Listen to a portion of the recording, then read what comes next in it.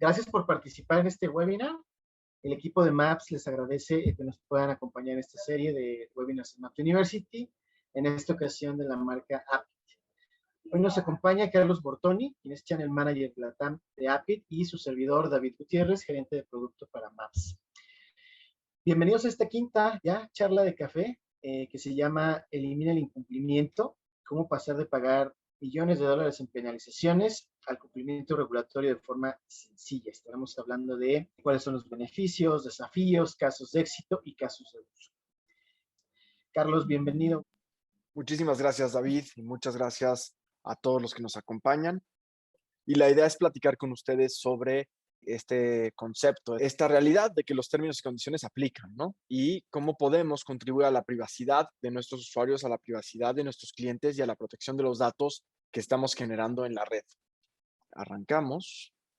Y arrancamos con esta imagen que supongo que todos están familiarizados con ellos, ¿no? Esta cookie a la cual tenemos que acceder para poder tener uso en prácticamente todos los sitios web a los que entremos, redes sociales, aplicativos. Al final hay una mezcla para el usuario en donde por un lado están sus datos completamente expuestos y van a ser analizados y van a ser utilizados como quiera aquella persona o aquella entidad que esté recopilando los datos, y por el otro lado garantiza que tiene una mejor experiencia de usuario el conceder permisos a las cookies, el conceder derechos, el cumplir o el acceder a los términos y condiciones, etcétera, etcétera. Y al final, cuando hablamos a término personal, normalmente lo que nos dice la gente, sobre todo aquellos que nos dedicamos a temas de seguridad informática, es, bueno, pero yo qué información puedo generar, yo qué atractivo puedo ser para una gran compañía, yo qué le puedo importar a un Facebook, a un Google, para mí un ciberatacante, ¿por qué quisiera vulnerarme a mí?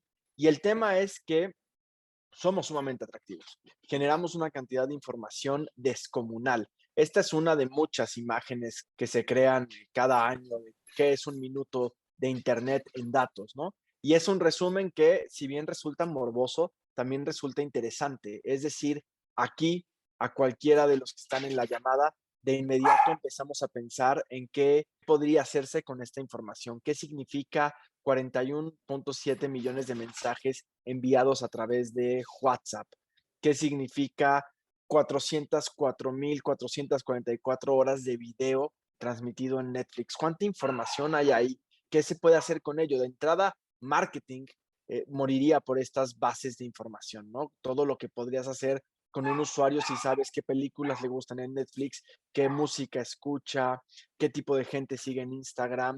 Podrías tener su perfil al 100%, pero también es interesante para un ciberatacante. Y es interesante porque cada uno de estos servicios es una puerta para vulnerar a un usuario. Evidentemente no es lo interesante o lo más interesante no es vulnerar a Carlos Bortoni, es utilizar a Carlos Bortoni para poder entrar a la red de AppGate, para poder entrar a la red de la organización en la cual Carlos Bortoni trabaja, y es ahí donde se vuelve sumamente lucrativo este punto. Por ejemplo, el tema de Teams aquí y el hecho de poder vulnerar a un usuario a través de Teams es sumamente rentable porque entonces tiene sus credenciales de Office 365, que son las credenciales con las que controlan el acceso a la red, y puedes hacer muchas cosas una vez que ingresas a la red. Y es ahí donde los usuarios tenemos que estar conscientes que los términos y condiciones aplican, que nuestra información se está utilizando de la manera que esos términos y condiciones determinan que se va a utilizar. Evidentemente, ningún usuario se detiene a leer los términos y condiciones porque es sumamente complicado hacerlo, es mucho tiempo. De hecho, esta imagen es del documental que tiene el mismo título, y en este documental te desglosan cuánto te tomaría como persona leer los términos y condiciones de las redes sociales más populares. Sin embargo, no solo aplican para nosotros como usuarios. Los términos y condiciones, las regulaciones, la normativa aplica también para las organizaciones, para nuestros clientes, a quienes estamos tratando de proteger, y permite el hecho de protegerlos y hacer cumplimiento de esta normativa a través de nuestras herramientas, que este cumplimiento sea mucho más fácil, que sea mucho más ágil y que no se rompan la cabeza intentando hacer cumplimiento de ello. ¿Por qué hablo de no romperse la cabeza? Porque el desafío de cumplir con la normativa es sumamente complejo para el grueso de las organizaciones. Hay múltiples normativas. Hay normativas globales como es un ISO 27001, IPA, PCI, GDPR, Y aparte hay normativas locales, normativas de protección de datos, normativas para el sector financiero, normativas para el sector salud, etcétera, etcétera. En general, la gran mayoría de estas normativas se reducen a tres cosas. Restringir el acceso a los datos, es decir, controlar quién está accediendo y a qué está accediendo. Asignar una identificación única a cada persona que tenga acceso a un computador con el cual se acceda a los datos, es decir, poder identificar y rastrear a ese usuario que está accediendo a la información. Y por último, rastrear y monitorear todo el acceso a los recursos de la red y a los datos. Eso es a lo que a grandes rasgos se reducen estas normativas, estas 4 que vemos en pantalla, más cualquier normativa que tenga que ver con protección de datos. La base de todas estas normativas, la base de toda esta intención, se encuentra en el artículo 12, promulgado en 1948 de la Declaración Universal de los Derechos Humanos, y en especial se encuentra en la primera frase. Nadie será objeto de injerencias arbitrarias en su vida privada, su familia, su domicilio, su correspondencia, ni de ataques a su honra o su reputación. Esa idea es la idea fundamental de cualquier normativa, de cualquier legislación que tenga que ver con la protección de datos. Piensen en ustedes mismos, piensen en qué significa recibir un correo, un mensaje instantáneo que uno no solicitó, ya sea del príncipe nigeriano, que evidentemente está intentando robarnos, o de alguna organización comercial, de alguna tienda, de algún comercio, de alguna entidad gubernamental, cuando es información no solicitada. Resulta incómodo, resulta que es una injerencia arbitraria en nuestra vida privada y eso es justo lo que se vuelve sumamente complicado proteger. ¿Por qué? Porque el grueso de las organizaciones han tomado conciencia que recolectar los datos es importante. No tienen todavía claro para qué es importante recolectar datos, la mayoría. No saben qué van a hacer con esos datos que están recolectando, sin embargo los recolectan. Lo que mucho menos saben es cómo proteger esos datos y es ahí donde se vuelven vulnerables. De 2010 a la fecha, 62 nuevos países han promulgado leyes de protección de datos. Esto suma un total de 142 países en un mundo como en el que vivimos, que tiene más o menos 200 países. Es decir, prácticamente cualquier país en el que uno se pare tiene una ley de protección de datos. Y esto significa que las organizaciones están obligadas a cumplir con esas leyes.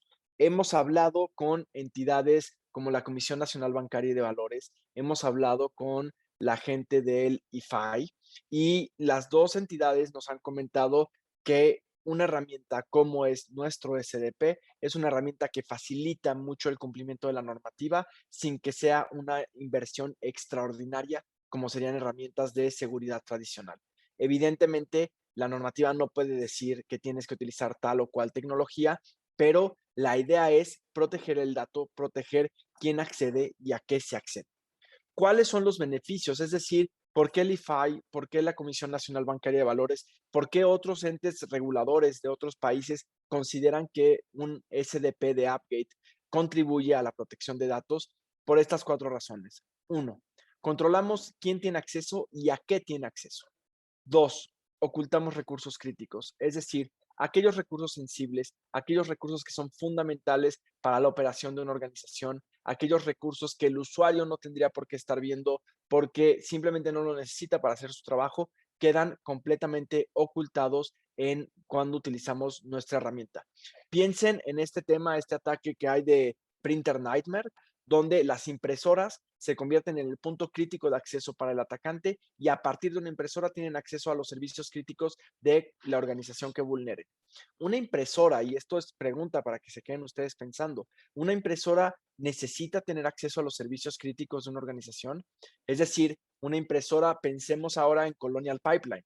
Una impresora sería un punto importante para que acceda al sistema de facturación de Colonial Pipeline, para que acceda al sistema SCADA que regula la presión en las válvulas, o pensemos en la Lotería Nacional, que hace poco se vio vulnerada. ¿Cuántas puertas existen en las organizaciones de sus clientes que se pueden convertir en puertas de acceso para vulnerar al cliente? Todo eso lo podemos ocultar de forma dinámica con nuestra herramienta. Tercer beneficio, acceso basado en el usuario y en el contexto del usuario, en su identidad y en su contexto. Es importante entender la identidad del usuario, sin lugar a dudas, ¿no? Que garantizar que Carlos Bortoni sea Carlos Bortoni y no sea alguien que se está haciendo pasar por Carlos Bortoni. Pero también es importante entender el contexto, porque si bien yo puedo validar que Carlos Bortoni es un usuario legítimo, No es el mismo usuario, Carlos Bortoni, en Starbucks que Carlos Bortoni en la oficina de Appgate. Son personas diferentes, con conductas distintas y con un nivel de riesgo distinto. Es mucho más vulnerable en Starbucks que en la red del trabajo. Debería tener menos visibilidad de recursos en Starbucks que en la red de Appgate. Y por último, reducimos la superficie de ataque. Es decir, no dejamos puertos expuestos, solo permitimos, bajo la lógica del mínimo privilegio, que el usuario vea aquello que debe ver para realizar su trabajo. Es decir, no tiene acceso a todos los recursos de la red, no se puede mover lateralmente, no puede brincar entre segmentos, porque solo va a ver los 2, 3, 4, 28 recursos que necesita para desempeñar sus funciones, pero nada más. Y Carlos Bortoni ve ciertas cosas, David Gutiérrez ve otras cosas. Todo lo que los dos ven están en la misma red, pero no pueden ver los mismos elementos porque no están con las mismas funciones, no desempeñan el mismo trabajo y no tienen necesidad de acceder a las mismas herramientas. Les voy a mostrar un caso de éxito. Esta es una historia reciente, es de nuestros clientes más jóvenes que tenemos en Appgate. Order Express es una compañía que se dedica a la transferencia de remesas, que son envíos de dinero de gente que se va como migrante a Chicago y lo envía a sus comunidades en Michoacán. Son 2 data centers, uno en Chicago, otro en Michoacán, y Order Express no podía utilizar los servicios SPAY para sus clientes porque no cumplía con la normativa de la Comisión Nacional Bancaria y de Valores. Le urgía, evidentemente, como a cualquier compañía de transferencia de dinero, hacer transferencias SPAY. Estamos hablando nada más de 750 usuarios. En un primer momento iniciamos con un try and buy de 50 usuarios para Order Express. Ese try and buy lo implementamos, es decir, se desplegó y se validó su funcionamiento en 5 horas, un tiempo fenomenal para cualquier organización para implementar un control de acceso. Cuando íbamos a cerrar el contrato por los 700 usuarios restantes, apareció Fortinet con su FortiNAC, sus FortiToken, su FortiTodo, y dijo que podía hacer lo mismo que nosotros. El problema no es que dijera que podía hacer lo mismo que nosotros, cosa que nosotros sabíamos que no era cierto. El problema es que Fortinet entregó un precio con un descuento terriblemente agresivo, 40% por abajo de nuestra propuesta. Nuestra propuesta era fuerte, la de ellos estaban regalando muchísimas cosas. Comercialmente no teníamos forma de competir. El cliente le dio evidentemente entrada a Fortinet, empezaron a hacer el análisis, etcétera, quisieron hacer las pruebas Fortinet, el cliente le pidió una prueba de concepto, Fortinet se tardó 2 semanas en hacer una prueba de concepto controlada. Nosotros en implementar 50 usuarios en producción, nos tardamos 5 horas nada más. Ese fue el primer elemento que le levantó una bandera roja a nuestro cliente para decir, hey, quizá Fortinet no es la opción. Acto seguido, Fortinet le dice, oye, para hacer lo que Appgate está haciendo con un agente instalado en tus dispositivos y un controlador instalado en los sitios a los que necesitan tener acceso los usuarios, nosotros vamos a necesitar 5 cajas y además necesitamos que renueves tus switches y routers porque son Cisco y deben de ser Fortinet para poder hacer el FortiNAC. En ese momento el cliente decidió no seguir escuchando y no seguir platicando con Fortinet. ¿Por qué? Porque configurar 5 cajas en cada sitio iba a ser bastante complejo de entrada. Iba a ser un proyecto de firewalls, etcétera, que le iba a tomar meses implementar. Pero cambiar switches y routers, hacer esa renovación tecnológica, iba a tomar mucho más tiempo. Independientemente del costo, que sí se disparaba cuando consideras que hay que renovar switches y routers, era sumamente costoso en tiempo y en recursos que había que dedicar a esa renovación tecnológica. ¿Qué logró hacer Order Express una vez que utilizó a sus 750 usuarios con Appgate? Desplazamos Cisco AnyConnect, convivimos con los firewalls de Fortinet que ya tienen instalados, convivimos con los switches y routers de Cisco que ya tenían instalados y pudimos hacer control de acceso granular, validar la postura a nivel de host para todos los usuarios y sobre todo, de forma agnóstica, sin modificar su arquitectura, dar cumplimiento a la normativa de la CNBB. Eso fue fundamental y lo hicimos en cuestión de semanas. La implementación no tomó más de 3 semanas para que Order Express cumpliera con la normativa y pudiera empezar a utilizar otra vez las transferencias vía SPAY. Este no es un caso de éxito, es un caso de uso que creo que les va a hacer mucho sentido. El grueso de los ataques, ustedes lo saben, más del 80% de los ataques, de los ciberataques, son a través de phishing. De ese número, el 45% del robo de credenciales a través de ataques de phishing está enfocado a usuarios de Microsoft. está enfocado a ellos. ¿Por qué? Porque son una plataforma sumamente extendida, porque es una gran superficie de ataque. ¿Qué es lo que busca el atacante? Evidentemente no busca robarse solo las credenciales de Microsoft para vulnerar Office 365. Lo que busca es que teniendo las credenciales del usuario, poder tener acceso al sistema y normalmente llegan al sistema de facturación, generan facturas apócrifas como si fueran facturas legítimas y esas facturas se las envían a través del sistema de facturación a este mismo cliente que vulneraron para que el cliente haga un pago al atacante como si fuera un proveedor legítimo. Normalmente el cliente se tarda de 2 a 3 facturas en darse cuenta que le están pagando a un proveedor que no existe o a un proveedor que no es el proveedor que parece que se está haciendo pasar por ellos. ¿Qué podríamos solucionar con nuestra herramienta en este tipo de casos? No vamos a solucionar que el usuario entregue sus credenciales a través de un ataque de phishing donde le piden que renueve password o algo parecido. No vamos a solucionar eso porque es un tema de capa 8 que es difícil para nosotros controlar. Lo que vamos a solucionar es que si Carlos Bortoni entregó sus credenciales a través de un spoofing, a través de un ataque back, lo que podemos hacer, o más bien lo que hacemos, es que como Carlos Bortoni tiene un mínimo privilegio en la red, igual que cualquier otro usuario, aunque el atacante tenga acceso a sus credenciales, no va a tener acceso a los recursos críticos de la organización, por un lado. Pero por otro lado, como validamos contexto de conexión y validamos postura de seguridad, el atacante tendría que cumplir con el mismo contexto de conexión que Carlos Bortoni tiene permitido y cumplir con la misma postura de seguridad. Es decir, conectarse desde el mismo dispositivo que Carlos Bortoni, que ese dispositivo esté configurado de la misma manera que está configurado el dispositivo de Carlos Bortoni, es decir, que sea Windows 10, que esté configurado en español, que tenga el firewall de Windows activo, que tenga el anti-malware y el anti-ransomware corriendo, etcétera, etcétera. Si no cumple con ese contexto y no cumple con esa postura, ni siquiera va a tener acceso a mi dispositivo, así le entregue yo las credenciales al atacante.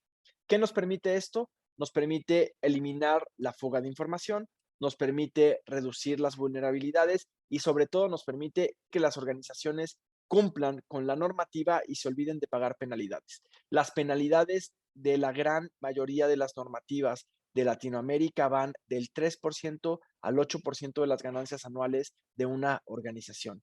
Este es un número bastante alto y es una inversión que creo que es mucho más cara que invertir, o bueno, no creo, me consta que es más cara que invertir en un SDP de Appgate. Ya para terminar, ¿cuáles son los puntos claves de nuestra herramienta de perímetro definido por software en cuanto a la protección de datos se refiere? 1. Acceso basado en el contexto, de acuerdo al perfil de usuario, al ambiente al cual accede y a los recursos que está accediendo. Yo en un contexto puedo tener un acceso mucho más abierto y en otro contexto ver menos cosas. En Starbucks no veo nada, en mi casa puedo ver el servidor de correo electrónico y en la oficina tengo acceso a todos los recursos que, de acuerdo a mi perfil, tengo permitidos. Segundo punto clave que me gustaría que se queden y se lo lleven tatuado. Protección de activos sin necesidad de modificar infraestructura. Es decir, no importa lo que tenga el cliente en su red. Nosotros podemos hacer control de acceso a su red de forma interna, de forma externa, para usuarios remotos, para usuarios en sitio, para recursos en la nube, para recursos locales, sin importar lo que el cliente tenga instalado en su red. De forma agnóstica, no vamos a tocar su arquitectura, no vamos a modificar su infraestructura.